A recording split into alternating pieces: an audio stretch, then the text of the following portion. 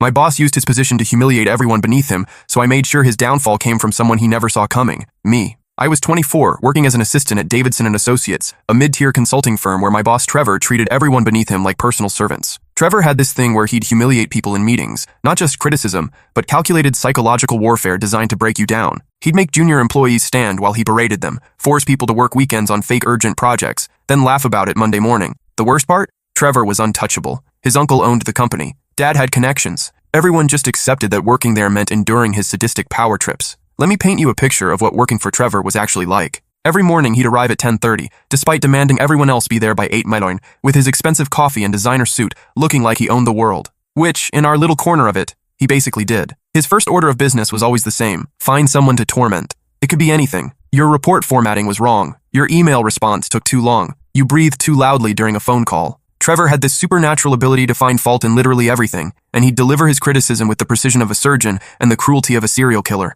I watched good people quit after Trevor's treatment. He made our graphic designer, Kelly, cry in front of clients by calling her work amateur garbage that my nephew could do better. Kelly had 15 years of experience and a portfolio that would make most agencies jealous. But Trevor needed his daily dose of power, and Kelly was convenient. He forced our accountant, Dennis, to redo perfectly fine reports 7 times just because he could. Dennis would stay until midnight, recalculating numbers that were already correct, just to avoid Trevor's wrath the next morning. When Dennis finally snapped and asked what was wrong with the reports, Trevor smiled that predatory smile and said, "Everything. Do it again." When anyone complained to HR, Trevor's uncle would suggest they might be happier elsewhere. The message was clear. This is Trevor's kingdom, and you're just lucky to be allowed inside. But here's what nobody knew about me. I'd been documenting everything since my second week. It started small. I'd write down particularly cruel comments in a notebook. Then I realized I needed more evidence, so I started recording conversations on my phone. Trevor was so confident in his untouchability that he never bothered to moderate his behavior. He'd say things that would get any normal person fired immediately, like the time he told Kelly that women were naturally worse at design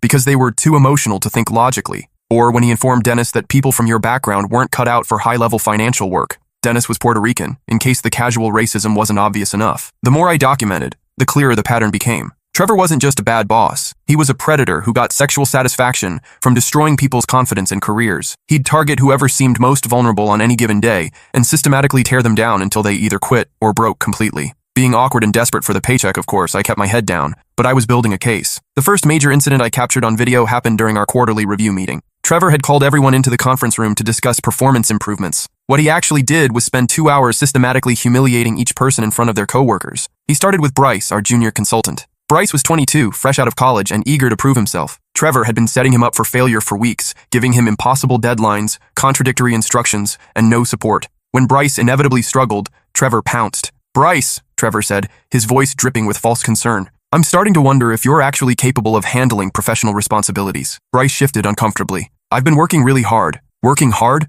Trevor interrupted. "Hard work would mean getting results. What you've been doing is wasting everyone's time." I had my phone discreetly recording under the table. Trevor's uncle was out of town that week, which meant Trevor felt even more free to unleash his true personality. "Let's look at your report from last week," Trevor continued, pulling out a document. "Can you explain to everyone why this is completely worthless?" The report was actually fine. I'd helped Bryce with it myself. But Trevor had decided Bryce needed to be destroyed. So destroyed he would be. For 20 minutes, Trevor picked apart every sentence, every formatting choice, every word. He made Bryce explain his thought process for decisions that were completely standard. He questioned Bryce's education, his intelligence, his work ethic, and his future prospects in the industry. By the end, Bryce was visibly shaking. His voice cracked when he tried to respond. Sweat stains were visible under his arms despite the office being perfectly climate-controlled. "I think," Trevor said finally, "you need to seriously consider whether this career path is right for you." Bryce quit the next day. I found him cleaning out his desk at 6:00 a.m. trying to avoid having to see anyone. "I can't do this anymore," he told me, his eyes red from crying. "I thought I was smart. I graduated top of my class. But Trevor's right. Maybe I'm just not cut out for this." I wanted to tell him the truth, that Trevor was a psychopath who destroyed good people for sport, but I couldn't reveal what I knew. Not yet. After Bryce left, I called him and explained what had really happened. I played him the audio recordings of Trevor laughing about breaking the new kid and bragging to his golf buddies about how easy it was to make college graduates cry. "That bastard," Bryce whispered. "He did it on purpose." "Every bit of it," I confirmed. "Your report was perfect. He just needed someone to torture that day." Bryce was quiet for a long moment. "What are you going to do about it?" "I'm going to destroy him," I said simply, "but I need more evidence first." That became my mission. By day, I played the role of submissive assistant. I said yes, sir, and right away and absorbed Trevor's abuse like a sponge. But by night, I was building the case that would end his career. I learned Trevor's patterns. He was most vicious on Mondays. Weekend cocaine binges left him irritable and looking for outlets. He targeted women more often than men, but he was careful to spread his abuse around enough that it couldn't be called gender discrimination. He saved his worst behavior for when his uncle was traveling, which happened twice a month. 3 months into my documentation project, I discovered Trevor's first major vulnerability. He was stealing. It started with little things I noticed while organizing files. Client invoices that didn't match our internal records. Expense reports with suspicious charges. Money going out that couldn't be accounted for. At first, I thought it might be honest mistakes, but the pattern was too consistent, too deliberate. Trevor was skimming money from client accounts and hiding it through a web of false charges and phantom expenses. I spent weeks tracing the money. Trevor had set up a shell company called Strategic Solutions Consulting that billed our clients for services that didn't exist. The payments went to a business account that Trevor controlled. He was stealing roughly $3,000 per month, not enough to trigger automatic audits, but enough to fund his expensive lifestyle. The cruel irony wasn't lost on me. Trevor spent his days telling people they were worthless while literally stealing money to pay for his designer clothes and weekend drug habits. But I needed more than financial evidence. I needed to catch Trevor being himself, the monster he hid behind his expensive suit and fake charm. The opportunity came when Trevor's abuse escalated beyond anything I'd seen before. It happened to our receptionist, Madison. She was 19, working part-time while attending community college. Madison was sweet, hardworking,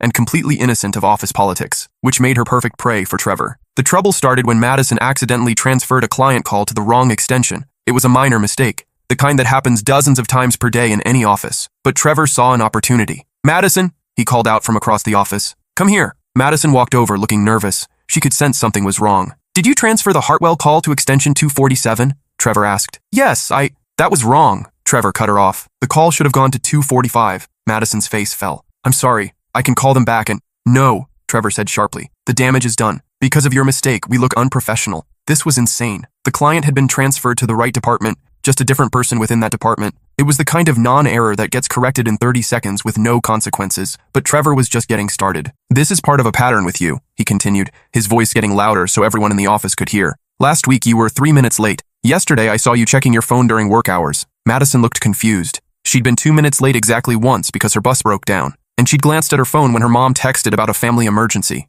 "I think we need to discuss whether this job is too challenging for you," Trevor said. That's when I realized what was happening. Trevor had decided Madison needed to be destroyed, and he was building his case in real time, in front of the entire office. I discreetly started recording. For the next 10 minutes, Trevor systematically tore Madison apart. He questioned her intelligence, her work ethic, her appearance, and her future prospects. He brought up every minor mistake she'd ever made and twisted them into evidence of incompetence. Madison started crying halfway through the assault, which only encouraged Trevor. "See?" he said, gesturing at her tears. "This is exactly what I'm talking about. Professional environments require emotional stability." By the end, Madison was sobbing so hard she could barely speak. Trevor dismissed her to think about whether this job is really right for her, and she fled to the bathroom. I found her there 20 minutes later, having a full panic attack. "I can't breathe," she gasped. "I can't breathe." I helped her get to her car and followed her home to make sure she was okay. Madison lived with her mom and younger sister in a small apartment. She needed this job to pay for school. "I don't understand what I did wrong," she kept saying. "I try so hard to do everything right." That night, I made a decision. I was done collecting evidence. It was time to act. But first, I needed to understand Trevor's schedule and find the perfect moment to strike.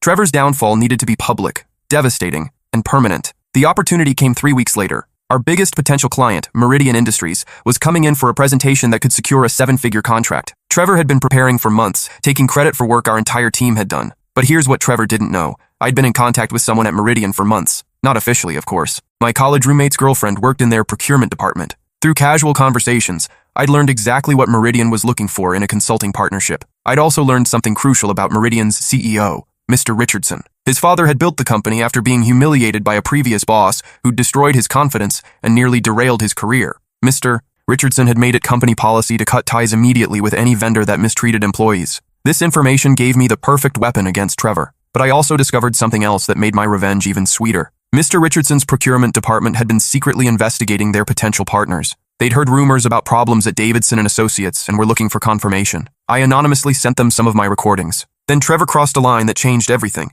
My younger brother was in a car accident. Nothing life-threatening, but he needed surgery. I requested time off to be with him. Trevor denied it. "Family emergencies are just excuses for weak people," he announced in front of the entire office. "If you can't prioritize this company, maybe you don't belong here." When I tried to explain that my brother needed surgery, Trevor cut me off. "Your brother's probably fine. Stop being dramatic." The office went dead silent. Even by Trevor's standards, this was cruel. That night, my brother texted from his hospital bed, "Don't worry about visiting. I know work's important." My stomach dropped. He was protecting me from my own boss. I spent that evening with my brother instead of at home preparing for the Meridian presentation. While I sat beside his hospital bed, watching him try to be brave, I finalized my plan for Trevor's destruction. The next morning, I arrived at work early to make final preparations. I'd prepared multiple backup plans, but I was hoping for the most dramatic scenario possible. Trevor arrived late, as usual, already stressed about the presentation. His uncle was out of town again, which meant Trevor felt free to be his worst self. "Where's the final presentation deck?" he barked at me. "On your desk," I replied calmly. He flipped through it looking for things to criticize. "This slide is wrong. Fix it." The slide was perfect. I'd spent hours perfecting every detail.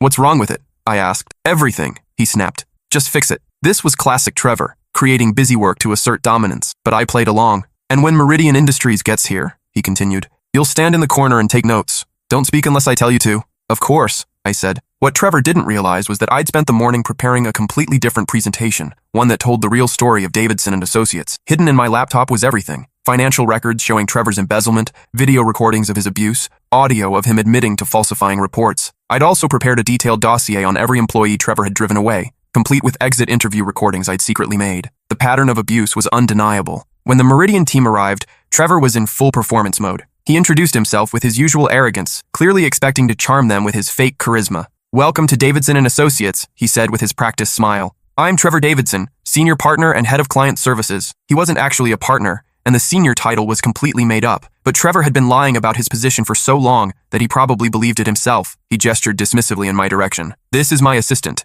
He handles the paperwork while the real professionals discuss strategy." Mr. Richardson looked uncomfortable but said nothing. Yet, Trevor launched into his presentation, taking credit for work our entire team had done. He mispronounced technical terms and got basic facts wrong. I could see the Meridian team exchanging glances. They were already losing confidence. When one of Meridian's technical managers asked a detailed question about implementation timelines, Trevor turned to me. "Get me the Henderson file," he barked, "and make it quick." There was no Henderson file. Trevor was just trying to make me scramble to cover his ignorance. It was a power play he'd used dozens of times before, but this time, I was ready. I stood up slowly. "Actually," I said, "I think there's been a misunderstanding." Trevor's face darkened. He wasn't used to being contradicted, especially in front of clients. "Excuse me? The information you're looking for is already in the presentation," I said calmly. "Section 3 covers implementation timelines in detail. I can walk through the specifics if you'd like." The room went silent. Trevor's eye twitched, his tell when he was about to explode. "Sit down," he hissed. "Now." I looked directly at Mr. Richardson. "Sir, I've been working on this account for 8 months. I know every detail of your requirements, your budget constraints, and your timeline. Would you like me to walk you through the actual proposal?" Trevor lunged forward, but Mr. Richardson held up his hand. "Yes," he said calmly. "I'd like to hear what you have to say." What happened next was 40 minutes of pure satisfaction. I presented the work our team had actually done, not Trevor's distorted version, but the real proposal we'd developed. I answered every technical question with precision. I provided detailed cost breakdowns and realistic timelines. I explained exactly how we'd meet Meridian's needs. Trevor sat frozen, watching his carefully constructed facade crumble. When I finished, Mr. Richardson nodded approvingly. "Impressive work. Who was the project lead on this?" "I was," I said simply. Trevor finally found his voice. "That's not true. He's just an assistant. I supervised every aspect of this project." Mr. Richardson looked at Trevor, then back at me. "Can you prove that?" I pulled out my laptop. "Every email, every draft, every revision, it's all timestamped. I can show you the entire development process." Trevor's face went white. He knew exactly what my files would reveal. "There's something else," I said, addressing Mr. Richardson directly. "Before you make any decisions about partnering with this company, you should know how they actually operate." This was the moment I'd been planning for months. I started with the audio recording of Trevor telling our accountant to falsify billing records for another client. The Meridian team's faces went from confusion to shock. Then I played the video of Trevor screaming at Kelly until she broke down crying. Mr. Richardson's jaw tightened as he watched Trevor's cruelty. Next came the recording of Trevor bragging to his friend about breaking new employees and how much he enjoyed making college graduates cry. But the real nuclear option was the financial evidence. I displayed Trevor's embezzlement scheme on the projector, the fake shell company, the fraudulent invoices, the stolen money. Over the past 18 months, I explained, Trevor has stolen approximately $54,000 from client accounts through this system. The room was dead silent. Mr. Richardson stood up slowly. "I think we've seen enough," he said, his voice cold with disgust. He looked at Trevor with pure contempt. "We'll be taking our business elsewhere." As the Meridian team filed out, Mr. Richardson paused at my desk. "If you ever want to work for a company that values talent over politics, give me a call." He handed me his business card and left. Trevor was shaking with rage. "You're fired!" he screamed. "Security! Get him out of here!" "Actually," came a voice from the conference room doorway, "I think we need to have a conversation first." Trevor's uncle stood there, his face grim. He'd returned from his trip early and had been watching from the hallway for the last 10 minutes. "My office, both of you, now." In his uncle's office, the conversation was brief and brutal. Trevor tried to explain, to minimize, to blame me for sabotaging the company. His uncle listened without expression, occasionally glancing at the evidence I'd presented. Trevor, he said finally, you just cost us a 7-figure contract, and apparently, you've been stealing from us. Uncle Bill, that's not— Don't call me uncle, Bill Davidson cut him off. I've been getting complaints about you for months. Clients, employees, other business partners. I kept hoping you'd mature, but this is the final straw. He turned to me. Do you have more evidence? I handed him a USB drive containing everything I'd gathered over the past year. Financial irregularities, recorded conversations, client complaints that had been buried, documentation of Trevor's systematic abuse of employees. Bill plugged in the drive and scrolled through the files, his expression growing darker with each page. Jesus Christ, Trevor, you've been running a criminal enterprise out of my company.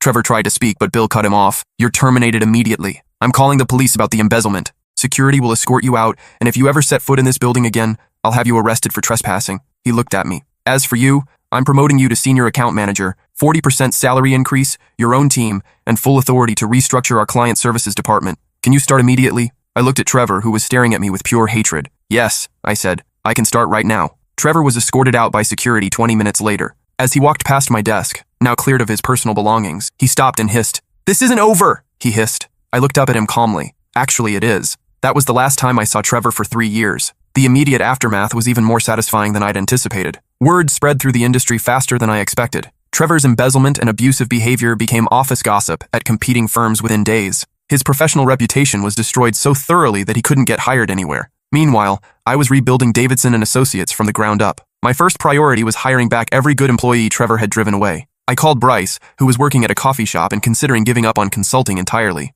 I want you to come back, I told him, with a promotion and a 30% raise. But Trevor said, Trevor's gone, permanently, and I want to show you what he said about you behind closed doors. I played Bryce the recording of Trevor bragging about destroying him. Trevor's actual words were, that kid had potential, but I couldn't let him get too confident. Better to break them early before they become competition. Bryce was quiet for a long moment. He destroyed my confidence on purpose? Every bit of it, I confirmed. Your work was excellent. He just couldn't stand the thought of someone else succeeding. Bryce returned the following Monday. Within 6 months, he was leading his own projects and earning recognition from clients. The worthless employee Trevor had broken was actually one of our most talented consultants. I made similar calls to Kelly, Dennis, Madison, and 8 other former employees. 7 of them came back. The other one had found an even better position elsewhere, but thanked me for the vindication. Kelly, our graphic designer, broke down crying when I told her the truth about Trevor's systematic campaign against her. I thought I was losing my mind, she admitted. I kept thinking maybe I really was terrible at my job. Your work is exceptional, I told her. Trevor targeted you because you were too talented to ignore.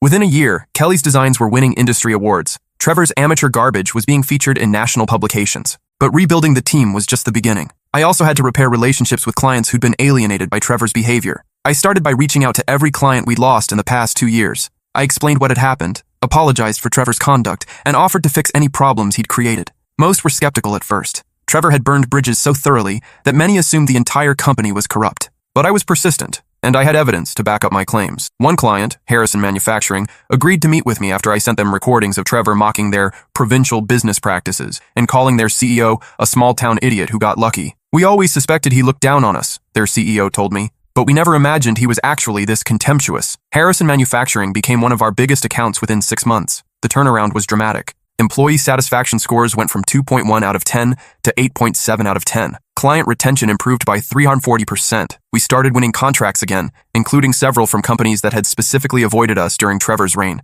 Bill Davidson was amazed by the transformation. I knew Trevor was a problem, he admitted, but I had no idea how much damage he was doing. The costs of toxic leadership are usually invisible until you remove it, I explained. Trevor wasn't just hurting individual employees, he was poisoning our entire reputation. Bill nodded thoughtfully. I should have acted sooner. I let family loyalty cloud my judgment. The important thing is that you acted when it mattered, I said. But the most satisfying part wasn't the professional success. It was watching our people flourish. Madison, our former receptionist, had been so traumatized by Trevor's abuse that she'd quit without notice and spent weeks convinced she was unemployable. When I called her back, she was working at a retail store and taking night classes. I don't think I'm cut out for office work, she said when I offered her a position. Trevor convinced you of that, I replied. But it wasn't true. You were excellent at your job. He just couldn't tolerate competence. Madison returned as our client services coordinator. Within 18 months, she was managing major accounts and had been promoted twice. The emotionally unstable teenager Trevor had tormented was actually a natural leader with exceptional people skills. Stories like Madison's became common. Employee after employee discovered that their supposed weaknesses had been manufactured by Trevor's psychological warfare. Dennis, our accountant, had been convinced he was terrible with numbers because Trevor constantly found errors in his work. It turned out Trevor was deliberately introducing mistakes into Dennis's reports to create excuses for criticism. I was starting to think I had some kind of learning disability, Dennis told me. My confidence was completely shot. Now Dennis was handling our most complex financial analysis and had caught several actual errors that could have cost us thousands. The pattern was clear. Trevor had systematically destroyed good people's confidence to make himself feel powerful. His victims weren't actually incompetent. They'd been psychologically manipulated into believing they were failures. 6 months into my new role, I received an unexpected phone call. "Is this the guy who took down Trevor Davidson?" An unfamiliar voice asked. "Who's asking?" "My name's Rodriguez. I work at Pinnacle Consulting. We heard about what happened over there. Pinnacle was one of our competitors." I wasn't sure where this conversation was heading. "Trevor applied for a position here last month," Rodriguez continued. "We did some background checking and found out about his situation." "I see. The thing is, we've been having problems with one of our senior managers. Similar patterns to what we heard about Trevor. Abuse, embezzlement, toxic behavior.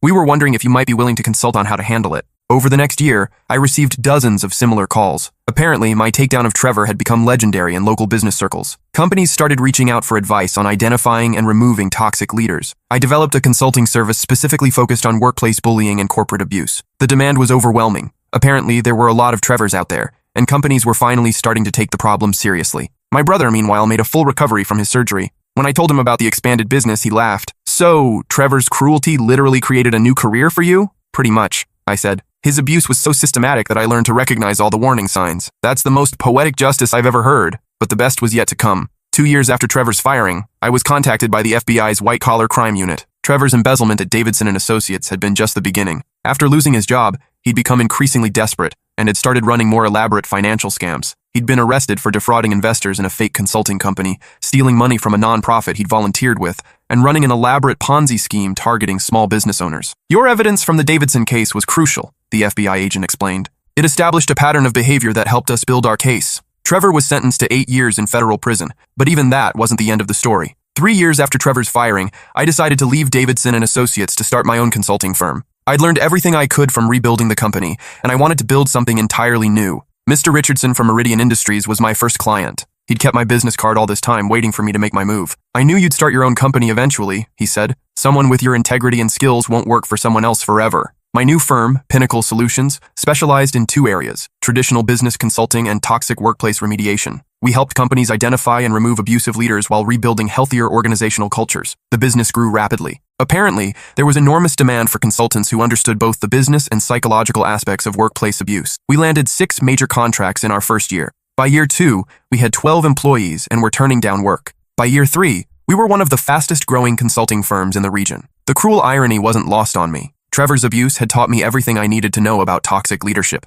His victims had become my team members. His enemies had become my clients. His destruction had created the foundation for something much better. My brother, now a practicing trauma surgeon, often joked about the parallels between our careers. "You both fix things that are broken," he'd say. "I fix bodies, you fix companies." The principles are similar, I'd agree. Identify the problem, remove what's causing damage, help the healing process. 4 years after starting Pinnacle Solutions, something unexpected happened. Trevor applied for a job with us. I was reviewing applications for a junior consultant position when I saw his name. My stomach dropped, not from fear, but from the sheer audacity of it. Trevor had been released from prison 6 months earlier. Under previous employment, he'd listed Davidson and Associates but conveniently omitted why he'd left. He'd also failed to mention the embezzlement conviction, which was a felony that should have disqualified him from most professional positions. I stared at the application for several minutes, trying to decide how to handle it. Then I smiled. I called him in for an interview. Trevor walked into my office the following Tuesday, looking older and considerably less polished than I remembered. Prison had not been kind to him. His expensive suit was gone, replaced by an ill-fitting outfit from a discount store. His arrogant swagger had been replaced by nervous energy. When he saw me behind the desk,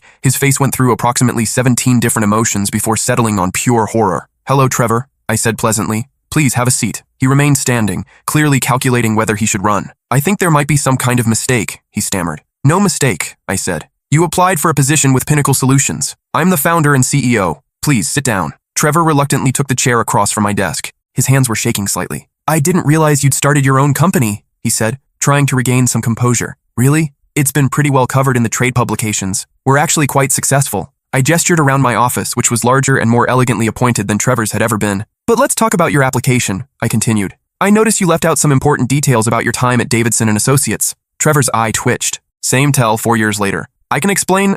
"Can you? Because I'm seeing a gap in your employment history from 2019 to 2023. What were you doing during that time?" We both knew exactly what he'd been doing, but I wanted to hear him say it. "I was between positions," he said finally. For 4 years? The market was challenging. I nodded, as if this made perfect sense. And I noticed you didn't mention your conviction for embezzlement and fraud. Trevor's face went white. That's in the past. I've learned from my mistakes. Have you? Tell me, what did you learn? For the next 20 minutes, I put Trevor through the same kind of psychological torture he'd inflicted on dozens of employees over the years. I questioned every aspect of his background, his qualifications, his character, and his future prospects. I used his own techniques against him, the loaded questions, the false concern, the systematic destruction of confidence. Every cruel trick he'd used to break good people, I deployed against him with surgical precision. By the end, Trevor was sweating, stammering, and visibly shaking. The predator had become prey, and he didn't know how to handle it. Trevor, I said finally, I think there's been a misunderstanding. His eye twitched again. You see, this company is built on principles of respect, integrity, and human dignity. We don't hire people who abuse others for personal satisfaction.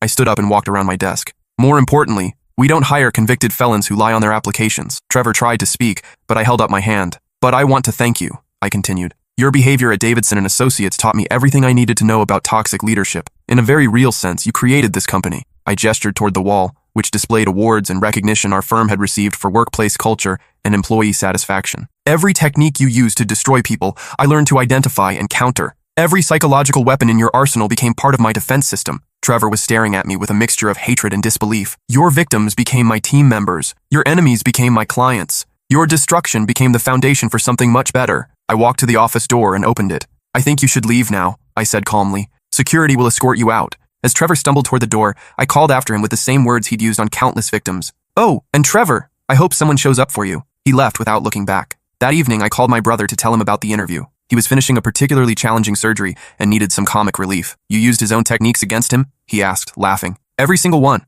It was like watching a bully get beaten up by his own reflection. How did it feel? I thought about it for a moment. Satisfying, but also sad. He could have been something better if he'd chosen differently. Do you think he learned anything? Probably not. People like Trevor don't usually change. They just find new victims. My brother was quiet for a moment. You know what the best part is? He said finally. What? You didn't just get revenge. You built something that makes revenge unnecessary. He was right. The company I'd built treated employees with genuine respect, valued talent over politics, and actually helped our clients succeed. We'd created the kind of workplace Trevor had made impossible at Davidson and Associates. Our employee handbook specifically prohibited the behaviors Trevor had specialized in. We had zero tolerance for bullying, abuse, or psychological manipulation. New managers went through extensive training on recognizing and preventing toxic behavior. Most importantly, we created systems that empowered employees to report problems without fear of retaliation. No one would ever suffer in silence the way Trevor's victims had. 6 months after Trevor's humiliating interview, I received a call from a local reporter working on a story about workplace abuse in corporate America. I heard you've become something of an expert on toxic leadership, she said. I've had some experience with it, I replied. Would you be willing to share your story? We're trying to highlight how companies can address these problems. I agreed to the interview, but only on the condition that we focus on solutions rather than just problems. I didn't want the story to be about Trevor's downfall. I wanted it to be about what came after. The article, titled From Victim to Victor, How One Employee's Documentation Transformed Corporate Culture, was published in the business section of our major newspaper. It generated enormous response. Within weeks, I was getting calls from companies across the country asking for help with their own toxic leadership situations. Pinnacle Solutions expanded to offer workshops, training programs, and organizational assessments focused on preventing workplace abuse. The business grew beyond anything I'd imagined. We opened offices in 3 additional cities and developed partnerships with HR consulting firms nationwide. Our methodology for identifying and addressing toxic leadership became an industry standard. But the most rewarding part wasn't the business success. It was the stories from people we'd helped. A woman in Seattle wrote to thank us for helping her company remove an abusive manager who'd been making her life miserable for years. A young man in Denver credited our training program with giving him the tools to stand up to workplace bullying. A team in Miami told us how our consulting had transformed their toxic department into one of the most productive in their company. Each story reminded me why this work mattered. Trevor's victims hadn't been weak or incompetent. They'd been good people trapped in a system that protected abusers. By changing those systems, we could prevent other people from suffering the same way. 5 years after starting Pinnacle Solutions, I was invited to speak at a national conference on workplace culture. The audience included CEOs, HR directors, and organizational psychologists from major corporations. During my presentation, I told the story of Trevor's rise and fall, focusing on the systemic issues that had allowed his abuse to continue unchecked. I explained how documentation, strategic planning, and systematic change could transform toxic workplaces into healthy ones. During the question and answer session, a woman in the audience raised her hand. How do you prevent toxic leaders from just moving to other companies and repeating the same behavior? It was an excellent question, and one I'd been thinking about for years. The key is industry-wide accountability, I replied. When companies do thorough background checks, verify references honestly, and share information about problem employees, toxic leaders can't just hop from job to job. I explained how our firm maintained a database of documented workplace abusers, not for revenge, but to help companies make informed hiring decisions. Trevor Davidson, the manager I mentioned, tried to get hired at several companies after his termination. Because we documented his behavior and shared that information appropriately, he was unable to find another position where he could abuse people. Another audience member asked about the legal implications of sharing such information. Everything we document is factual and verifiable, I explained. We don't share opinions or rumors, only documented evidence of behavior that violated company policies or laws. The conference was a huge success. Several major corporations hired us to implement our toxicity prevention programs. Business magazines wrote articles about our methodology. Universities began teaching case studies based on our work. But perhaps the most satisfying moment came 2 months later when I received a LinkedIn message from Bryce. I just got promoted to senior partner at my firm, he wrote. I wanted to thank you for believing in me when I couldn't believe in myself. If you hadn't shown me what Trevor really thought about my work, I might never have regained my confidence. Attached was a photo from his promotion celebration. He looked happy, confident, and successful. Everything Trevor had tried to convince him he could never be. That's when I realized the true scope of what we'd accomplished. We hadn't just removed one toxic leader, we'd created a model for organizational healing that was spreading throughout the business world. The quiet assistant who'd once absorbed Trevor's abuse had become a voice for workplace justice. The documentation project that started as self-defense had evolved into a movement for systemic change. My boss had used his position to humiliate everyone beneath him. But in the end, his downfall came from someone he never saw coming. Not because I was invisible, but because he'd underestimated the power of patient, strategic resistance. Trevor thought he was destroying people for sport. Instead, he was teaching us how to fight back, and we'd learned the lesson well.